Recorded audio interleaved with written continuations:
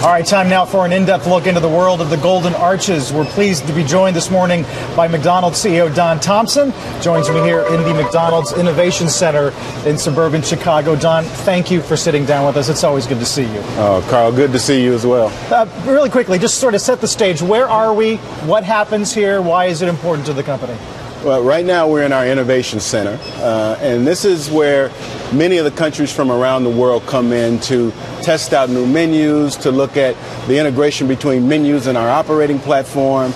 It's also where we do a lot of our futuristic thinking, if you would, around how we engage with customers, and also how we ensure that whatever it is we do at McDonald's, that our restaurant teams are able to deliver that for customers at the speed that they expect from McDonald's and with the quality of service. First time live cameras have been in this room? This is the first time we've done something like this in Innovation Center.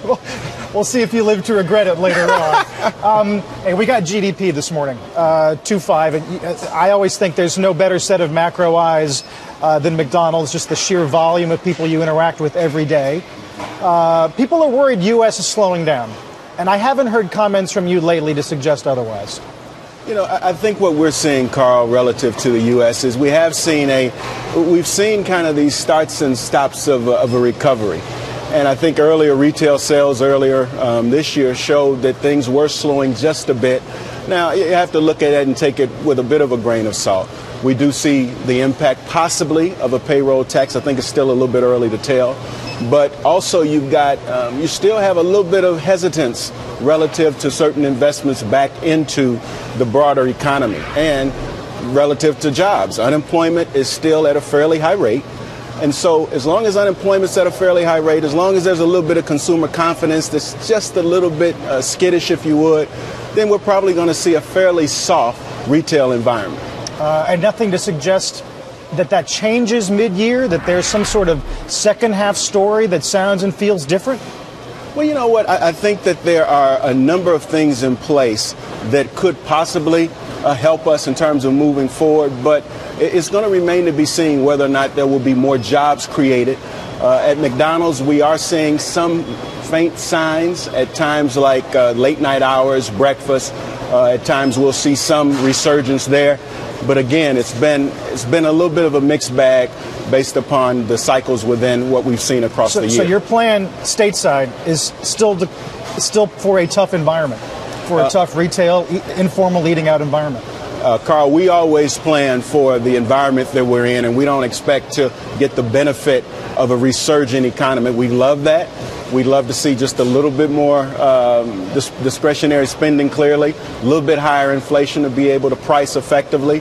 But if we don't see those things, we're well equipped to be able to satisfy the needs of customers with affordability and with innovative food news. I want to bring Jim Cramer in a minute. Before we do that, Europe continues to be a major story. And other CEOs say, for instance, we think we've seen the worst of the worst, at least in the periphery. Your report card. Well, we hope we've seen the worst of the worst, but Europe is a lot of different countries, and everyone kind of speaks about it in a very homogeneous way. You've got the southern division of Europe. You've got the Spains, the Italys, the Frances that really still have a very tough economy. France has its highest unemployment rate. Spain, came through yesterday, 27% unemployment. Portugal's tough. Italy's tough. So that division's very, very tough. The UK for us, Russia have been fairly strong markets. But across Europe, you've got a bit of a mixed bag. We don't see that changing economically anytime soon. Austerity measures are still in place. There's still deficit issues. So we think Europe's going to be a much longer recovery. Jim, I want you to get a chance to play here a bit. You got a question for Don?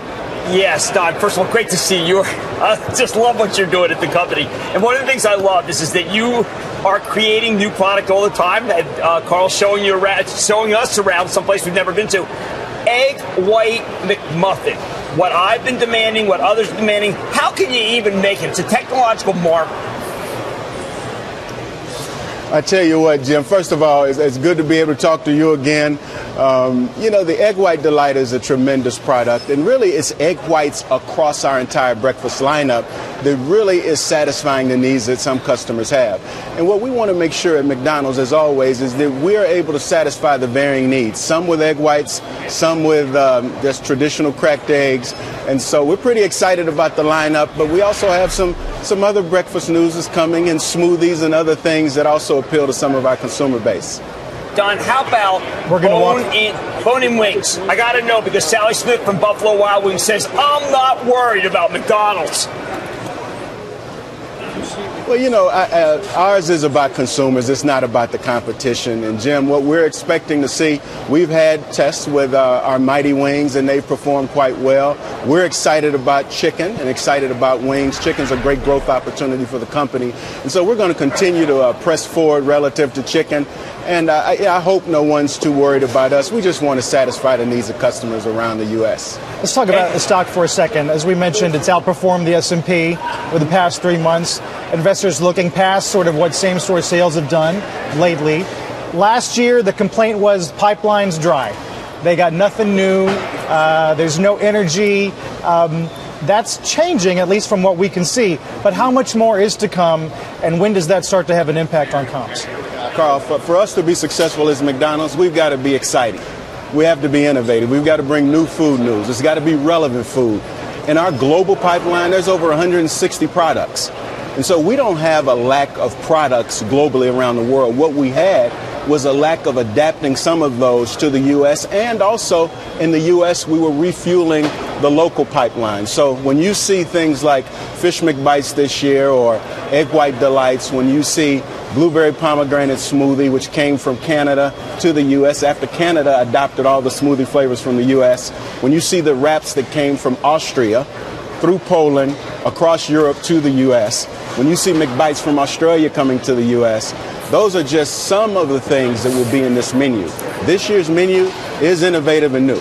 It is exciting, and there's more to come with beef and chicken products and some other things that will be coming later in the year. I'm going to parse those words carefully. But fair to say, last year, though, you were not satisfied with the pipeline, and you now feel different? Very different. Last year, I was not satisfied, and many people heard about that. I thought that we were not addressing the needs of consumers, and we weren't bringing energy to the marketplace. That's our report card. That's my report card.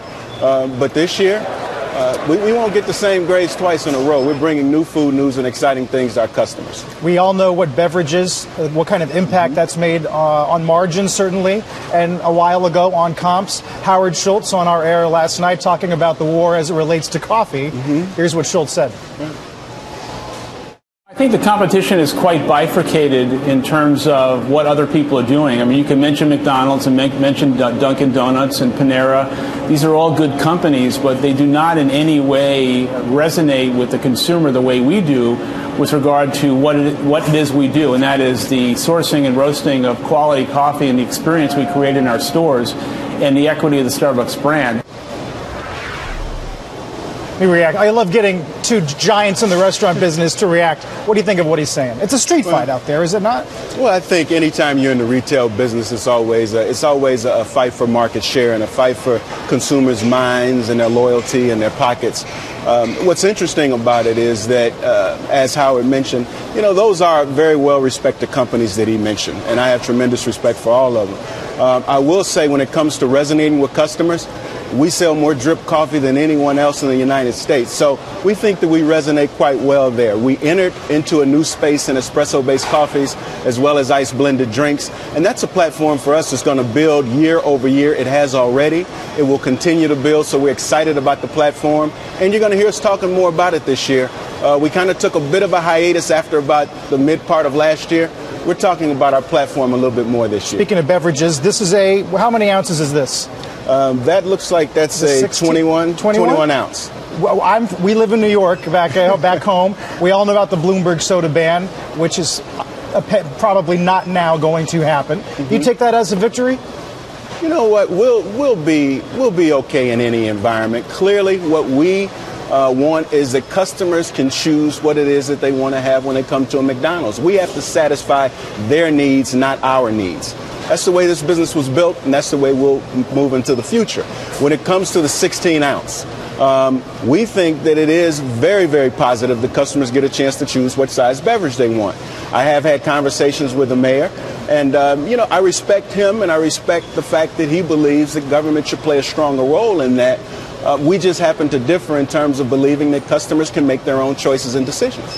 We're in a room where you basically test how quickly you can push out a product, old or new, given traffic rates and congestion. There have been complaints about speed of service. Various surveys point you not at the top of the list. There have been reports of your own webcast or franchisee saying, guys, we got to get better about being polite. We got to get better about order. How much of those concerns are real, and how much impact has it had on the company?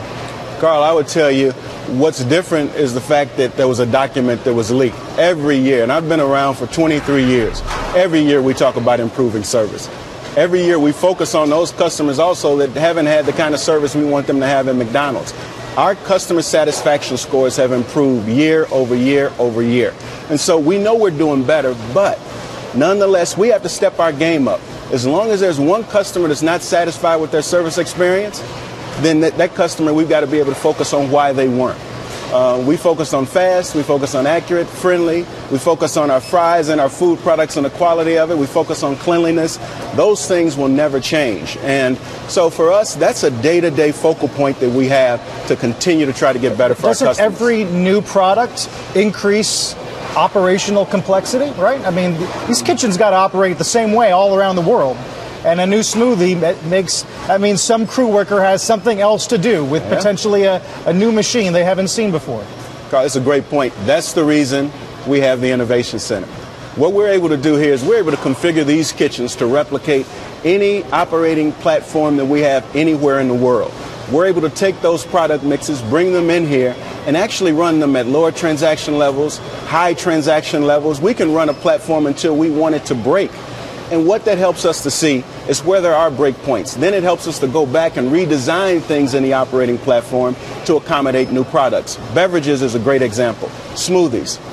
We constructed an entire work cell to be able to efficiently, effectively, and at the speed of McDonald's, deliver up a nice blended smoothie. And so for us, this is not just a point of implementing a product. What we do is we make a change to the consumer proposition and our operating platform at the same time. All those new products, the whole point, Don, to wrap this up here for now, is to drive traffic, to get those comps up. It's been big news when the comps went negative. When do they go positive? I know you've said April's trending negative, but when's the turn?